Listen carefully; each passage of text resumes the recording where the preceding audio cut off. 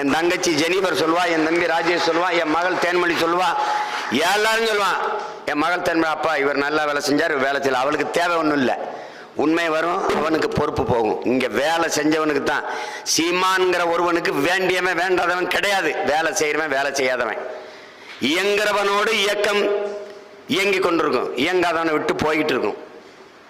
இதுல என்ன வேண்டியவன்? இந்த அரங்கத்தில் இருக்க எல்லாரும் எனக்கு ஒரே மாதிரி மதிப்பு, ஒரே மாதிரி அன்பு, ஒன்றுதான். இங்கே எல்லாரும் ஒண்ணுதான். புதுசா கட்சியில சேர்ந்தவர், கட்சி ஆரம்பிக்கும் போது இருந்தவர், அப்படிலாம் ஒண்ணும் கிடையாது. அப்படிலாம் ஒண்ணும் கிடையாது. புதிதா ஒருவர் வருவதை இணைக்காமல் கட்சி எப்படி வளரும்?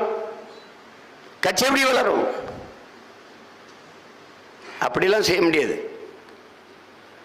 நான் ரொம்ப நாளா கட்சியில் இருக்கேன், சீட்டு கொடு, அப்ப நீ வேற கட்சிக்கு போ. ஒருத்தர் இருப்பாரு, அவர் மகனை கொண்டு வருவாரு, அப்புறம் பேரனை கொண்டு வரணும், நீ வேற கட்சிக்கு போய். உனக்கு நிறைய கட்சி இருக்கு. ஒரு கோட்பாட்டை நீ உள்வாங்கிக்கணும்.